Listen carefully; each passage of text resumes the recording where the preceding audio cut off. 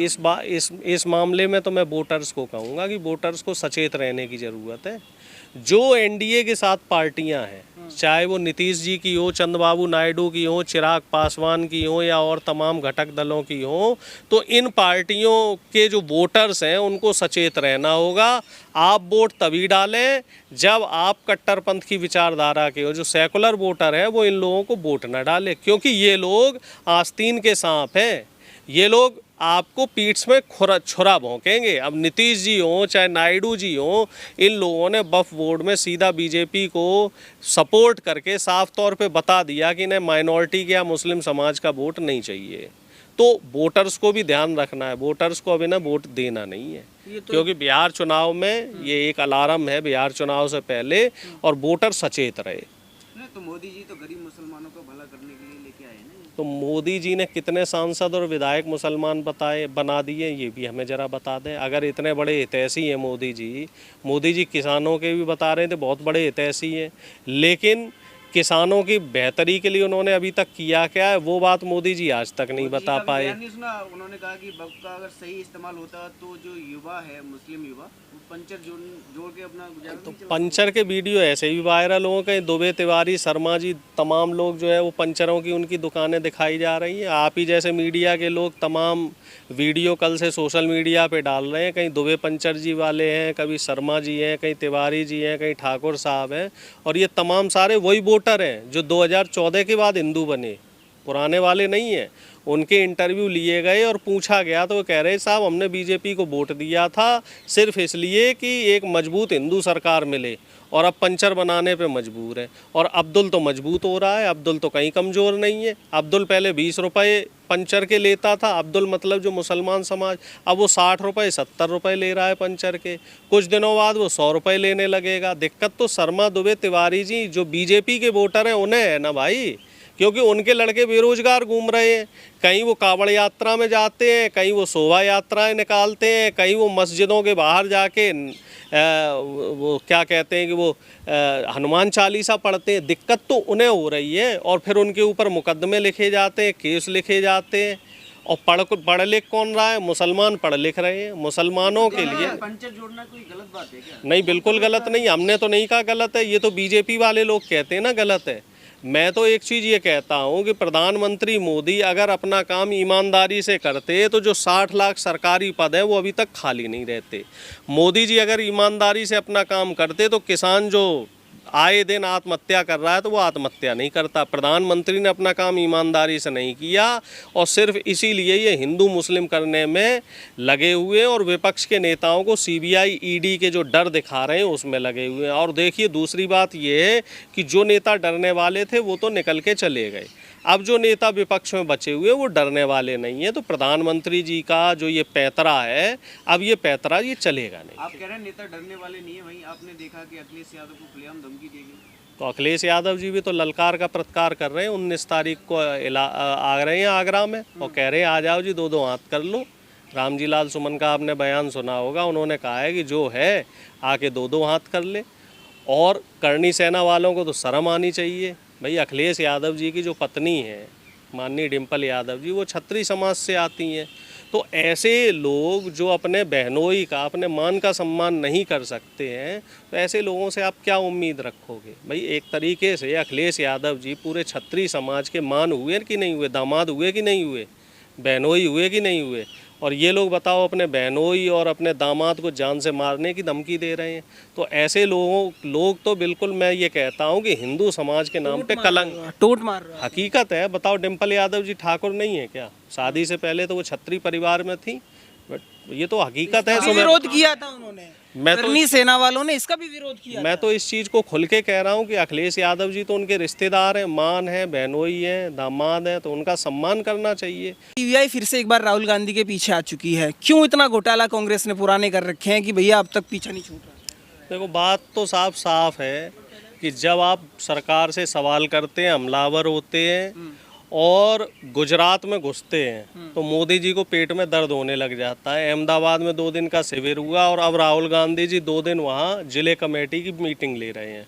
और ऐसा तकरीबन 10-15 साल बाद हुआ है कि राहुल गांधी जी पर्सनल लेवल पे ब्लॉक लेवल तक की मीटिंगें ले रहे हैं, और राहुल गांधी जी ने बड़े स्पष्ट शब्दों में बोल दिया है कि जो व्यक्ति अपने बूथ पे वोट नहीं डलवा पा रहा है उसकी अब पार्टी को ज़रूरत नहीं है।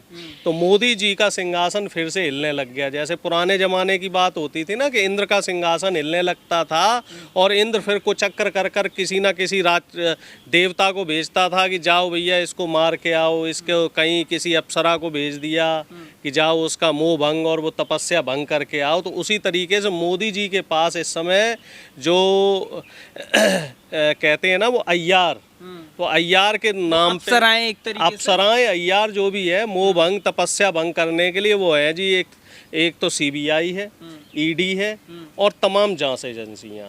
तो इन जांच एजेंसियों से एक पुराना केस जो कि पूरी तरीके से निराधार है, इस केस में अगर कोई भी दम होता, जरा भी दम होता, तो अब तक पुलिसिया कार्रवाई हो गई होती और इनके खिलाफ जो जांच है वो आगे लेवल पे बढ़ गई होती। लेकिन अभी तक इसमें कुछ क्यों नहीं निकला है? क्योंकि जो ये प्रॉपर्टी थी वो एक ऑर्गेनाइजेशन के नाम पे थी, IFL करके कुछ नाम है उसका, और उस ऑर्गेनाइजेशन से यंग इंडिया को हैंडओवर हुई और यंग इंडिया ने उसको लीज पे लिया है और थोड़ा थोड़ा करके पेमेंट किया। बीजेपी ये कह रही है कि कर्जा था 90 करोड़ का और आपने पेमेंट किया है 50 लाख। तो ये तो दो आपस में जो दो संस्थाएं हैं उनके बीच की आउटस्टैंडिंग थी कि थोड़ा थोड़ा करके उनसे पैसा लेना है, एक मुश्त में लेना है। और ऐसा कोई जो दीवानी का केस है वो इसमें खास केस बन ही नहीं रहा है, क्योंकि चीज़ें कोई एक व्यक्ति विशेष पे नहीं गई हैं, एक NGO से दूसरे NGO में ट्रांसफ़र हुई हैं। वहीं राहुल गांधी ने एक और बात बोली है, हमारी सरकार आएगी तो ऐसी कार्रवाई करेंगे। ऐसी मतलब कैसी? चेता रहे हैं, धमका रहे हैं, क्या है मतलब? राहुल गांधी जी स्पष्ट शब्दों में कह रहे हैं कि जिस तरीके से आप बदले की भावना के तहत विपक्ष को परेशान करना चाह रहे हैं, भैया कोई प्रूफ हो किसी भी केस में, किसी केस में कोई साक्ष्य हो, गवाह हो, तो समझ में आता है कि हाँ भाई कोई अपराधी है और उसके खिलाफ कार्रवाई की जा रही है। ईडी के अगर आंकड़े देखो तो 2% से भी कम है। लगभग 15,000 ईडी ने विपक्ष के नेताओं के ऊपर छापे डाले और उनको जेल भेजा और उसमें से मुश्किल से 100-150 पे आरोप सिद्ध हुए हैं। तो आप एक अंदाज़ा लगा लीजिए कि कितने बड़े पैमाने पे सरकार कुचक्र रच रही है, कितने बड़े पैमाने पे सरकार विपक्ष को परेशान कर रही है।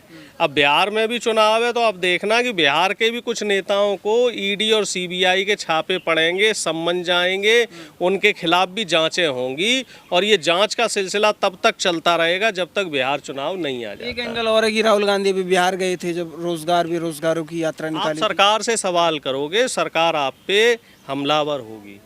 बिहार में रोजगार सबसे बड़ी समस्या है। तेजस्वी यादव जी के साथ जो महागठबंधन की हमारी 16 महीने की सरकार थी उसमें हमने रिकॉर्ड तोड़ 4 लाख युवाओं को नौकरी दी और सिर्फ बिहार ही नहीं पूरे देश के युवाओं ने वहाँ फॉर्म भरे और उनको नौकरियाँ मिली। अब जब से दोबारा नीतीश बाबूजी पलटी मार के बीजेपी की गोद में चले गए हैं, अब वहाँ जो नौकरी देने का सिलसिला था वहीं के वहीं रुक गया।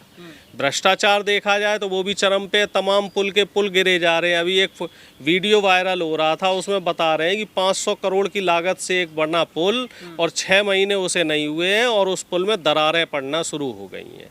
तो और दूसरी बात और की जाए, नीतीश को इस समय मानसिक स्थिति है वो बड़ी चिंताजनक है।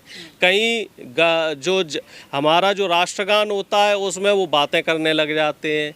अभी बीच में कोई महिला उनके साथ कोई सम्मानित करने के लिए कहीं मंच पे पहुंची तो वो महिला के साथ अभद्र टिप्पणी करने लग गए और तमाम तरह की जो हरकतें हैं इस समय और जो भाव भंगिमाएं हैं नीतीश जी की, तो वो साफ तौर पे बता रहे हैं कि नीतीश जी की मानसिक स्थिति सही नहीं है।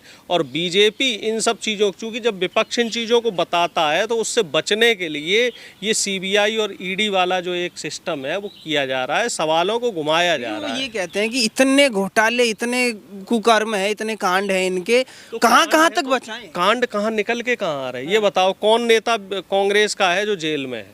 आधे से ज़्यादा नेता तो इनकी पार्टी में शामिल हो गए। और जो नेता, हम कह रहे हैं राहुल गांधी जी ने अगर कोई कांड किया या कुछ किया, कोई भ्रष्टाचार किया, सोनिया जी ने किया, खड़गे जी ने किया, जिस भी नेता ने किया है, तो 11 साल में आप उन्हें जेल के भीतर क्यों नहीं डाल पाए? ये कहते हैं कि रॉबर्ट वाड्रा जी करप्टेड हैं, भ्रष्टाचारी हैं। तो 11 साल से आप रॉबर्ट वाड्रा जी के खिलाफ एक सख्त जो चार्जशीट है वो क्यों नहीं दाखिल कर पाए? अब तक रॉबर्ट वाड्रा जी के साथ आप चोली दामन का जो वो होता ना एक, वो खेल सा कैसे खेल रहे हो कि जैसे ही 6 महीने हुए आप फिर एक नोटिस दे दोगे। अब नोटिस का जब जवाब आता है, कार्रवाई होती है, फिर कोर्ट से फटकार पड़ती है। और इसी बीच में एक खबर और सुनने में आई है कि इलाहाबाद से एक वकील साहब थे, उन्होंने राहुल गांधी जी के खिलाफ केस किया था कि राहुल गांधी जी ब्रिटेन के या ब्रिटिश नागरिक हैं। अब सुनने में ये आ रहा है कि उन वकील साहब की शायद 3 साल तक की तो उनकी प्रैक्टिस रद्द कर दी गई है और शायद उन्हें 6 महीने की सज़ा दे दी गई, वो जेल की हवा खाएंगे। तो आप ये मान के चलो कि सिर्फ बीजेपी ही नहीं, आम आदमी के रूप में जो आरएसएस के एजेंट हैं वो भी राहुल गांधी पे सिर्फ इसलिए हमलावर हैं कि राहुल गांधी जी आंखों में आंखें डालकर बिना निडर होकर सरकार से सवाल कर रहे हैं और मोदी सरकार सवालों से डरती है। इसी वजह से सीबीआई, पुलिस और ईडी को आगे करती है। तो आपने एक तरीके से मोटा मोटा ये बता दिया बिहार और गुजरात की वजह से ये राहुल गांधी वही बिहार में क्या दिक्कत है भाजपा को? दो बड़े बड़े नेता हैं, मोदी जी के नाम पे और नीतीश के नाम पे सारा सिस्टम। देखिए ऐसा है, बिहार के युवाओं ने चीज़ें देख ली हैं कि जब 16 महीने महागठबंधन की सरकार रही तो वहाँ बम्पर नौकरियां मिली। अब वहाँ का जो युवा है वो बदलाव चाहता है, वहाँ का किसान है वो बदलाव चाहता है। इसी वजह से बीजेपी डरी हुई है। इधर नीतीश जी की हालत भी ठीक नहीं है, तो बीजेपी इस समय इसलिए परेशान है कि अब वो जाए तो जाए कहाँ, क्योंकि नीतीश जी का जनाधार कम हो रहा है और जो नीतीश जी का वोट बैंक है वो धीरे धीरे महागठबंधन की तरफ आ रहा है। और वहाँ से एक और खबर आ रही है कि जो चिराग पासवान के चाचा जी थे, जो पिछली बार इनके साथ मिलके चुनाव लड़े थे, इस बार वो अलग चुनाव लड़ रहे हैं, क्योंकि चिराग पासवान जी को इस बार, चिराग पासवान के जो चाचा हैं पारसनाथ जी, उनको इस बार एनडीए ने शामिल नहीं किया अपनी बैठकों में। तो वो बड़े खासे नाराज है। वो कह रहे हैं कि हम सारी की सारी जो 243 सीटें हैं उन पे चुनाव लड़ेंगे। और इसके अलावा जो मुकेश सहनी जी हैं, जो पिछली बार बीजेपी के साथ थे, वो भी अलग हो गए हैं।